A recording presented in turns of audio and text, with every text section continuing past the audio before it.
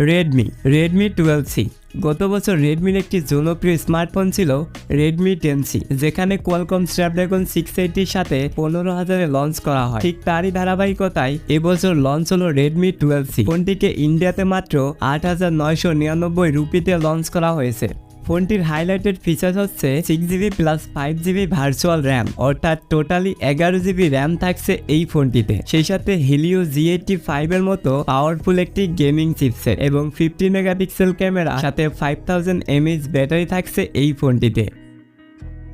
তো আজকের এই ভিডিওতে আমরা এই ফোনটিকে আনবক্স করব এবং ফোনটির প্রাইস, সেই সাথে কবে থেকে বাংলাদেশ মার্কেটে পাওয়া যাবে, সবকিছু জানতে পারবেন আজকের এই ভিডিওতে। পুরো ভিডিওটি জুড়ে আমি তিতাস আছি আপনাদের সাথে, আর আপনারা দেখছেন Titas tech ultra YouTube channel. যারা নতুন রয়েছেন চ্যানেলটিকে সাবস্ক্রাইব করতে পারেন। তো চলুন শুরু করি আজকের এই ভিডিও।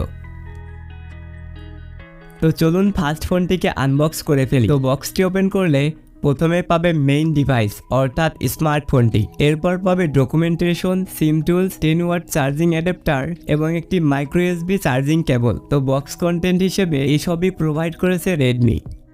কথা বলা যাক ফোনটির ডিজাইন এবং বিল্ড কোয়ালিটি নিয়ে। তো ফোনটির ডিজাইনকে যথেষ্ট সুন্দর করেছে রেডমি। ফ্রন্টে রয়েছে গ্লাস এবং ব্যাক প্লাস্টিক বা পলিকার্বনেট বিল্ড। রিয়ার প্যানেলে দেওয়া হয়েছে ম্যাট টেক্সচার ফিনিশ, যার ফলে স্ক্র্যাচ পড়বে না। সেই সাথে এই ফোনটিতেও রয়েছে IP53 সার্টিফাইড, যার ফলে হালকা পাতলা পানি ছিটে ফোটাতে কিছুই হবে না। ফোনটি টোটালি 4টি কালার ভেরিয়েন্টে পাওয়া যাবে, ব্ল্যাক, ব্লু, মিন্ট এবং ভায়োলেট।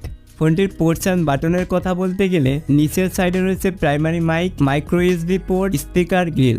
রাইট সাইডে রয়েছে পাওয়ার বাটন এবং ভলিউম রকার। ফোনটির উপরের সাইডে দেওয়া হয়েছে 3.5mm হেডফোন জ্যাক। লেফট সাইডে রয়েছে ট্রিপল সিম স্লট, যেখানে দুইটি সিমের পাশাপাশি একটি এক্সটার্নাল SD কার্ডকে ইউজ করতে পারবে। 5000 mAh ব্যাটারি সহ এই ফোনটির থিকনেস হচ্ছে 8.8mm এবং ওয়েট হচ্ছে 193 গ্রাম। তো এবার সরাসরি ফোনটির ডিসপ্লে সেকশনকে নিয়ে কথা বলা যাক। তো ফোনটির ডিসপ্লে সেকশন রয়েছে 6.71 ইঞ্চের একটি IPS LCD প্যানেল, যার রেজুলেশন HD+, অর্থাৎ 720x1650 পিক্সেল, এবং এই ডিসপ্লেতে রয়েছে রেগুলার রিফ্রেশ রেট অর্থাৎ 16 হার্টজের রিফ্রেশ রেট এবং 120 হার্টজের touch sampling rate, 268 PPI density এবং এই ডিসপ্লেতে রয়েছে 500 নিটসের পিক ব্রাইটনেস। সেই সাথে ডিসপ্লেটির টপ সেন্টার পজিশনে রয়েছে একটি V type notch selfie camera. ডিসপ্লেটির সিন এবং বেজেলস এভারেজ, সো বাজেট অনুসারে ডিসপ্লেটি একদমই ঠিকঠাক রয়েছে। তবে ডিসপ্লেতে 60 হার্টজের বদলে 90 হার্টজ থাকলে সব থেকে বেস্ট হতে পারত। তো এবার কথা বলা যাক ফোনটির প্রসেসর সেকশনকে নিয়ে। তো আমি যেমনটা বললাম, এই ফোনটিতে প্রোভাইড করা হয়েছে Mediatek Helio G85, যেটি 12 ন্যানোমিটারের 2 GHz-এর একটি Octa-Core চিপসেট, যার GPU তে রয়েছে Mali G52। এই ফোনটিতে টোটাল 2টি র্যাম ভেরিয়েন্ট রয়েছে, বেস ভেরিয়েন্ট 464GB এবং 6128GB। সেই সাথে এই ফোনটিতে রয়েছে 5GB পর্যন্ত ভার্চুয়াল র্যাম। ফোনটিতে রয়েছে out of the box Android 12 এবং UI-তে রয়েছে MIUI 13। তো এই প্রসেসরটির কথা বলতে গেলে এটি দ্বারা যে কোনো ধরনের গেমকেই যথেষ্ট ভালোভাবে প্লে করতে পারবে। পাবজিতে সর্বোচ্চ HD গ্রাফিক এবং হাই ফ্রেম রেটে গেম প্লে করতে পারবে। সেই সাথে free fire, call of duty এবং অ্যাসফাল্ট 9 এর মতো গেমগুলোকে অনায়াসেই প্লে করতে পারবে। তো আমার মধ্যে যারা এই বাজেট থেকে একটি ফ্রি ফায়ার গেম খেলার মতো স্মার্টফোন নিতে চান, তারা চাইলে এই ফোনটিকে নিতে পারেন।